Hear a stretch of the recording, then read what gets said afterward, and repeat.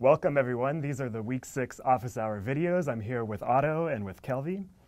What we're going to cover in this video is really how you can stay connected, the resources and some of the ideas we have for the next couple of months ahead. I wanted to start though by addressing a couple of questions. Some of you have asked, will we still be able to access what's on edX and on the Presencing Institute site? The answer to both of those questions is yes. Everything will stay available for you. So here on edX, you can, or maybe not here on edX, wherever you're watching the video on edX, you can still access the course materials and still access the exercises. Everything will be here or there for you. In addition, the email list where you receive emails from the ULab address, you'll stay on that, so that'll be one way that we can reach you. On the Presencing Institute site, the coaching circles, the discussion board, the prototyping gallery, which you should check out because we've made a pretty cool little addition where you can now vote on the prototypes that you find most interesting. All of that will stay available for you as well. The listening assessment tool, everything will still be there. One other thing before I hand it over to Otto is that week 6 materials are there on edX. I keep doing that. So check it out. There's the final part of the interview from Peter Senge and a few other things that are there to close up the ULab. So with that, I hand it over to Otto. So we learned from many of the comments that you sent in and the discussions at the discussion board that many of you said, well, the ULab is not really ending now. Kind of the real work is really just beginning now, particularly as it relates to the prototyping work. And so we wanted to talk a little bit about the resources available to you in addition to what Adam just mentioned. And number one, and most importantly, the most important resource is yourself. Kind of the best experiences you had, maybe an experience of a possibility that feels really close to your heart that you came across as part of your ULab journey. So create a moment in your everyday life and reconnect with that moment, having a daily practice that allows you to zoom in and to reconnect with that. So that's a huge resource that you can provide for yourself by creating such a practice. And then secondly, of course, the support that you can give to each other. So pick 2, 3 people. Maybe it's from your coaching circle. Maybe it's from your hub. Maybe it's another person you came across as part of your ULab journey. Form your little support group, 2, 3, maybe 1 person is enough, where you have some regular check-in with each other and support each other in your journey of bringing the future that you really want to create into reality more fully. And then number 3, there is kind of all of us, kind of the global ULab community. And we had a conversation with a number of you, including the global hub host team that we had weekly meeting with throughout the delivery of the ULab course. And that was really helpful for us to sense into where we are at, what the challenges are. And with that group, we came up with a number of little infrastructures, some of which we hope will be useful for you in your process. Number one, in a number of regions, there will be regional prototyping boot camps that are designed to help you to move your own prototype initiative forward. Number 2, in June, we will have, together with the Global Hub Host team, a planning meeting in Berlin, Germany, to touch base with each other and to find out how we can take this whole kind of global ecosystem of prototyping initiatives forward. Number 3, should have been number 2, in April 1st, and this is not a joke, so April 1st we'll have our next ULab live session focusing on the prototyping work that you have been developing by then.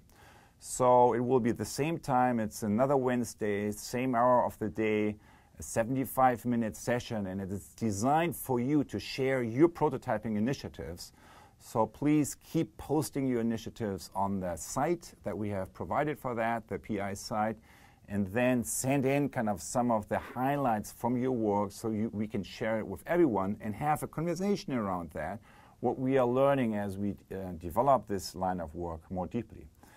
And then in August, we will, for those of you who are more interested in the research side, with the Mind and Life Institute, we created an initiative that is focusing on researching and understanding the deeper aspects of large systems transformation from a consciousness-based point of view. So it's an awareness-based action research methodology that we hope to develop and use, and that will be applied to smaller and larger systems change.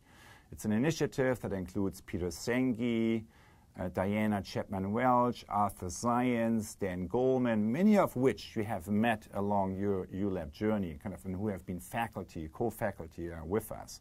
So that's something we will put a video from onto the edX site as soon as we receive it. And if you want, you can apply for that. It's late August in Vermont, United States.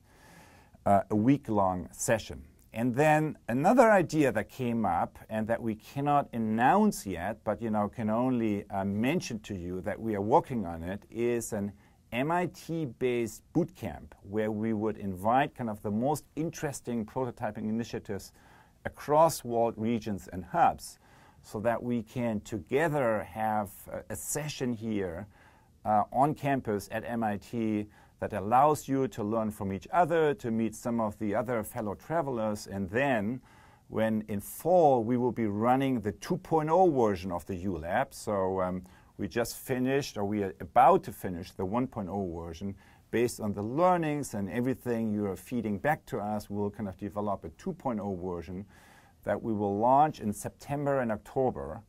And then our idea is, if we could make that coincide with the bootcamp, the ULab bootcamp session here on campus, we could organize one of the live sessions around these prototyping initiatives, so that the 2.0 version of the ULab could build on all these ideas that you guys have been developing and take them to the next level.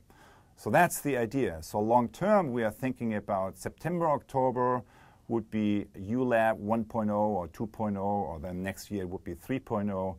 And then 6 months later, around March, April, we could have an advanced version that is focusing on reinventing finance, reinventing food, reinventing some of these other, reinventing education, of course, inherent in all of them, some of these other acupuncture points where the current society and the current economy is shifting, and we all are working on in order to advance this transformation. So those are a few ideas that we developed with you, and in particular with the Global Hub Host team, that we will have regularly calls with. That was another thing we decided. We'll have monthly check-in calls, so that there's a little bit like a global sensing activity ongoing throughout the course of the year, so that we keep learning from what's happening in the various regions. And then through the live sessions and other mechanisms and the PI and edX site, we'll be able to feed some of that back to you, so that we close the feedback loop as a global learning community. And then, of course, another really important aspect is the knowledge and tools and how to share what we have been learning with each other in the form of tools. And Kelvy will speak to that. I need to stand close. So, hello, everybody. So the knowledge and the tools, the first thing that I think about is to say something around the translation. Thanks, which we had in the call that we had last week. It came up that the group in Latin America was wanting to translate the source book, and so we started scrambling, like, how do we make this available so that we keep the integrity of what we're trying to offer from core, and it's as accessible as possible to as many people that want to be receiving it. So that's underway, and I it's a personal and I think a shared mission to make all of the materials as open as possible in different languages. So to say that's under work, it's in progress. The other thing that that I think of is the aspiration that the images would somehow really help people connect with themselves at the sort of first thing that you spoke to, so that they serve as kind of little bits of hope or of ways that you can stay inspired personally at your own pace, and then as you want to connect with others, they can serve as tools with other people in more shared practices. I guess they'll all be available still on the edX site. They're still somehow they'll be available on the PI site as well. They're certainly all on Twitter, but I know a lot of people don't have access to that. So we'll continue to make those more consolidated and available too. Anything else? The principles, the daily practices? Yeah, so the array of items, I guess we have the images from the live scribing are more artifacts of those sessions, and certainly there are lots of other ones out there that other people have been sending in. So there's a gallery online on the PI site for anybody's images, anybody who's scribed anything to be posting things and sharing there. And then we've got the source book, which is with the embedded tools. And then we have the daily practices, the principles, which are in one PDF file that can be downloaded and available as individual files too. And what am I missing? I think that's good. I guess you've probably seen most of it. I know you've seen a lot of, actually I will say you've seen a lot of my stuff, things that have come through my hand, but I know there are dozens, if not more, people out there who have been also drawing through the entire course. And so, you know, I'm very aware of that, and we'll continue to try to surface you know, the multitude of artifacts that have come out of this, and try to make those, you know, keep the common pool fertile and expanding. Growing. So yeah, growing. Okay. So I just want to, before we wrap up, I guess, I just want to add one more thing. So everything, thank you for all of those additions, Kelvy, and everything, going back to what Otto was saying, that we're thinking about going forward, we need your help, because honestly, we know a little bit about what's been going on in the ULab, but frankly... You see our team, it's small.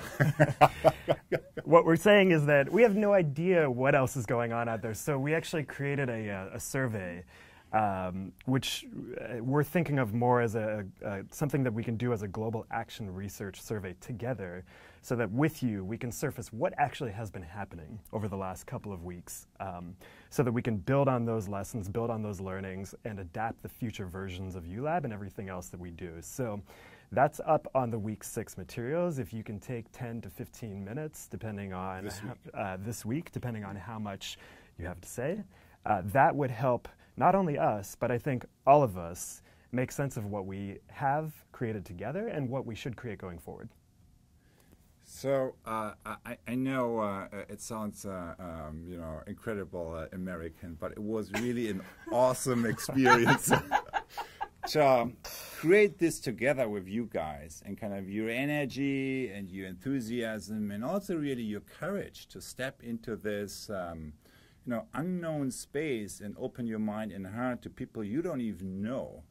Which is a huge risk-taking. So we really appreciate that. And so we were hoping that some of you would be doing that, but that, you know, how many and just about everyone we got to connect with, kind of really stepped into this space that courageously, is really quite a moving experience for us. And, you know, all the, you know, not only the prototyping initiatives, I mean, you're like realizing, you know, by now, if you didn't realize, you are in the driver's seat of this thing. Kind of, we are creating kind of some of the enabling infrastructures, but the whole idea of this educational experiment really was to put you into the driver's seat of personal, relational, and institutional renewal. And to see that really taking off is an incredibly, you know, elevating but also moving experience. And we wanted to thank you for that and for also for all the other practical contributions like the language. So you created different language translations for the videos that we have been putting up. For the source book, it's also beginning to flow in, and for the other tools. So any kind of support, adaptation, and co-creation you may want to continue to offer to us is so much appreciated, and that will help us to move this whole global ecosystem of a new learning, to a different level, to a level kind of that we all are aligned around with our intentions. So thank you very much, and stay tuned, and see you again April 1st.